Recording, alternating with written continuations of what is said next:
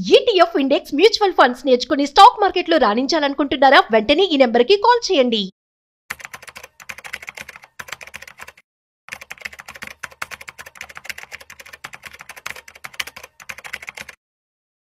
Welcome to Vishnu talks. నేను విష్ణు. ప్రస్తుతంతో పాటు NISM and Crizal certified wealth manager Revanth Chalamala ఉన్నారు. వారితో మాట్లాడదాం. నమస్తే రేవంత్. నమస్తే sir. Revanth, welcome to Vishnu talks. Thank you.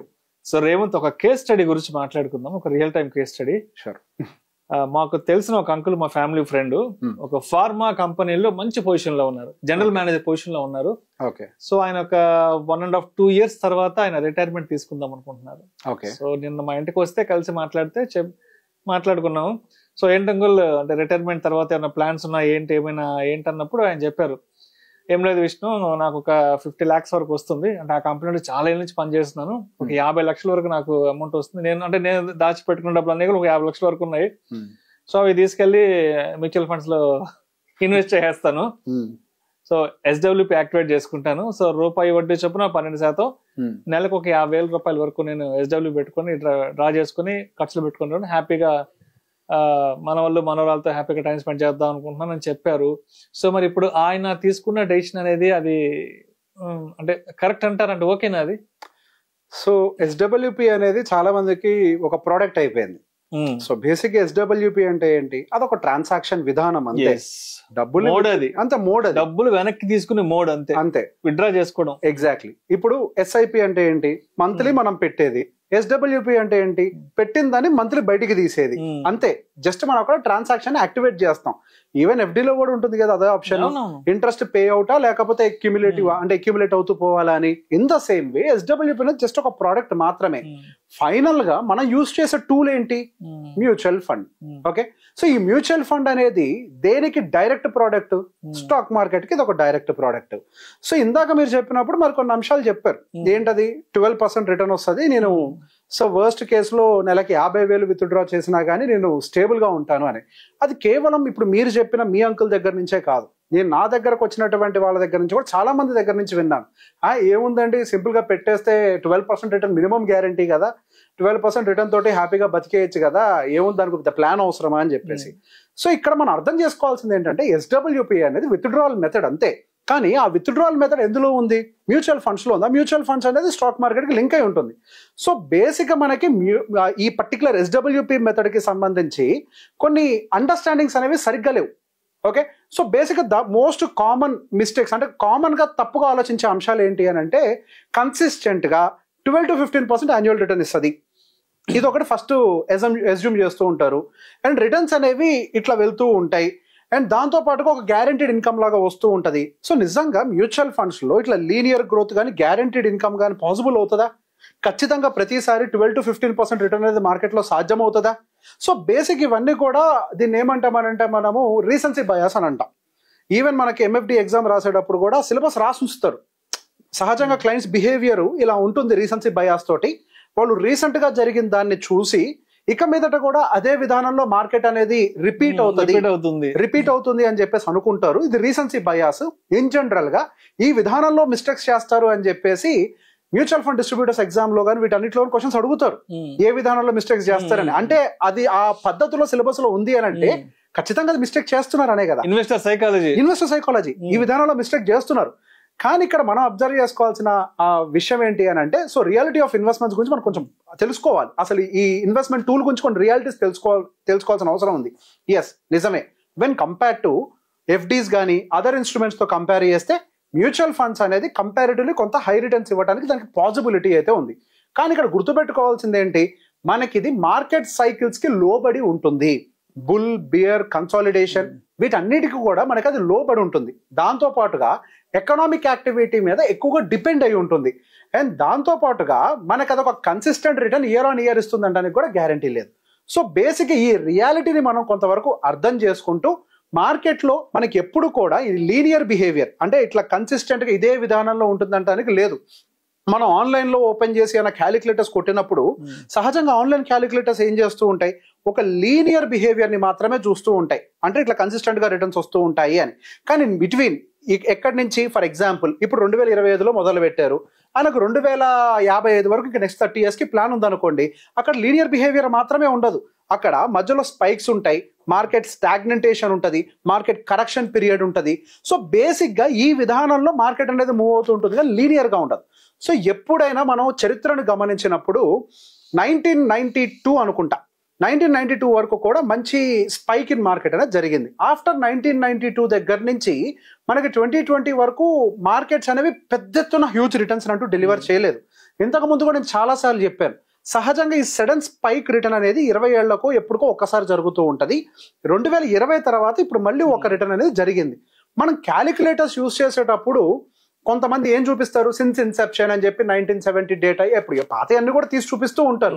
So basic గా అంతకు ముందు ఒక బుల్ రన్ వచ్చింది, 1990 తర్వాత దగ్గర నుంచి మళ్ళీ బుల్ రన్స్ ఆగిపోయినాయి.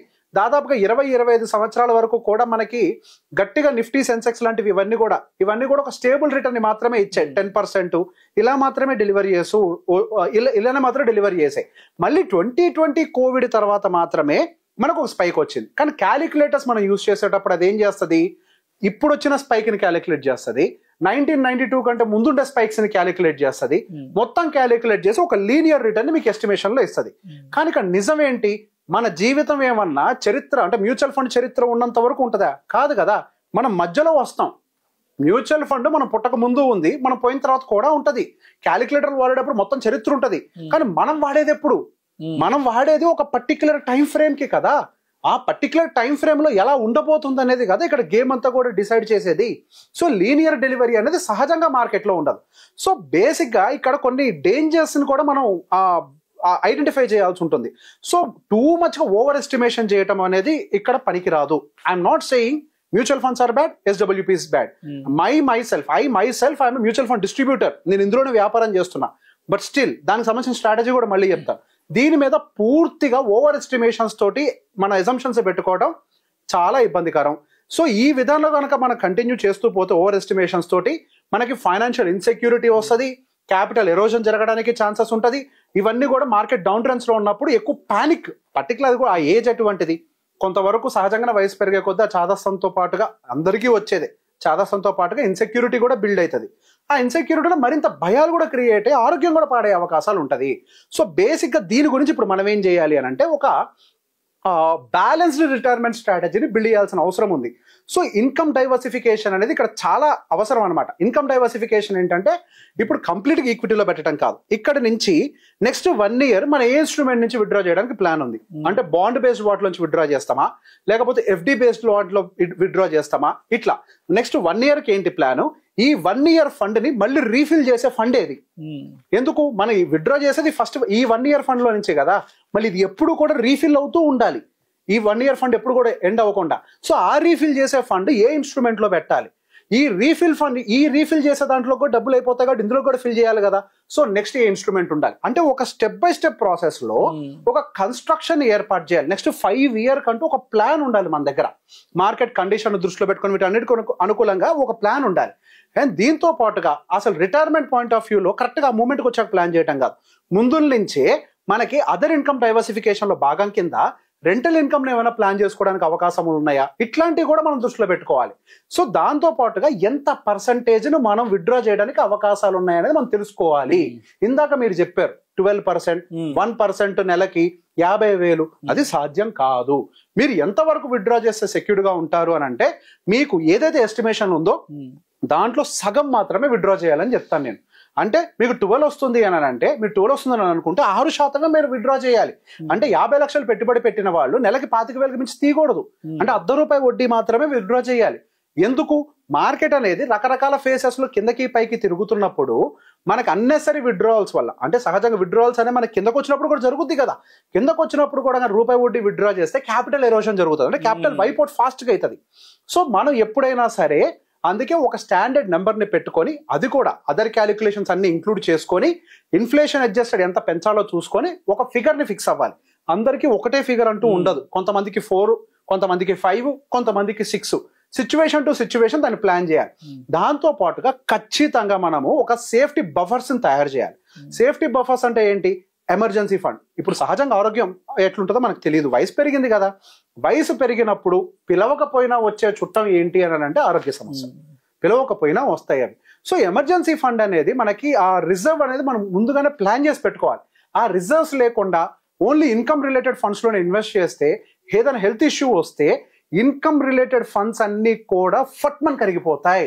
So health emergency related fund separate గా ఉండాలి. ఈవెన్ దో హెల్త్ ఇన్సూరెన్స్ ఉన్నా ఈ బేస్డ్ ఫండ్స్ అంటే ఇన్కమ్ జనరేటింగ్ ఫండ్స్ అనేవి సపరేట్ గా మెయింటైన్ చేయాలి. రెండింటిని క్లబ్ చేసి కూడా ఎప్పుడు చూడకూడదు.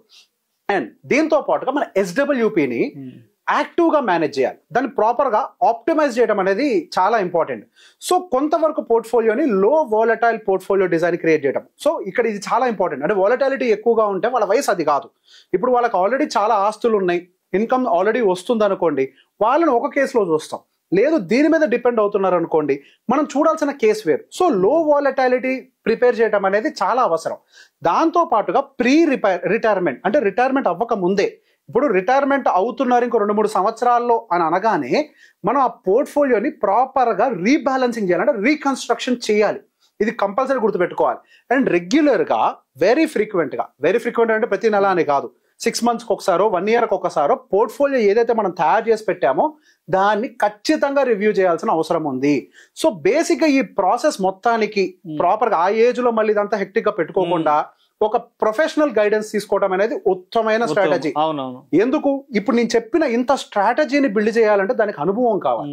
ఇంతకు ముందు దాన్ని ఇంప్లిమెంట్ చేసిందో లేకపోతే చదివిందో ఒక సైంటిఫిక్ అప్రోచ్ అనేది ఇందులో అవసరం. సో ఆ బేసిస్ లో మనం దీన్ని గుర్తుపెట్టుకోవాల్సిన అవసరం ఉంది. సో మనం ఖచ్చితంగా ఏంటి ఒక 5 year బఫర్ స్ట్రాటజీని మాత్రం ఖచ్చితంగా దృష్టిలో పెట్టుకోండి. సో మనకి ఏదైతే మనకి నెక్స్ట్ 5 years లో ఇందాక చెప్పాను కదండి, ఒక పెద్ద కుండ నుంచి చిన్న కుండకి, చిన్న కుండ నుంచి ఇంకా చిన్న కుండకి, అక్కడి నుంచి మనం తాగే రకంగా అంటే మనం వాడుకునే రకంగా ఈ చిన్న కుండలోకి నీళ్లు కంటిన్యూస్ గా ఫిల్ అవ్వాలి అంటే ఫస్ట్ 1 year, సెకండ్ కుండలోకి నీళ్లు ఫిల్ అవ్వాలి అంటే సెకండ్ ఇయర్ కి సంబంధించిన ఫండ్, ఆ పైన ఈ కుండలోకి ఎక్కడి నుంచి ఫిల్ అవ్వాలి. సో ఇట్లా ఒక 5 year బఫర్ స్ట్రాటజీని కనుక మనం ప్లాన్ చేసి పెట్టుకుంటే ప్రాపర్ గా మనకు కొంతవరకు అది అంటే సాఫీగా తీసుకెళ్లే అవకాశాలు ఉంటాయి. దాంతో పాటుగా టాక్టికల్ విత్డ్రావల్ స్ట్రాటజీని అయితే మనం వాడాల్సిన అవసరం ఉంటుంది. టాక్టికల్ విత్డ్రావల్ మెథడ్ అంటే ఏంటి? ఇప్పుడు మార్కెట్ అనేది బాగా పైన ఉంది అనుకోండి, ఎక్కడి నుంచి ఎస్డబ్ల్యూపీ యాక్టివేట్ చేయాలి, ఇది చాలా ఇంపార్టెంట్. నేను గుండు గుత్తా కింద ఇట్లా యాక్టివేట్ చేసేస్తా ఫండ్స్ నుంచి అంటే కుదరదు.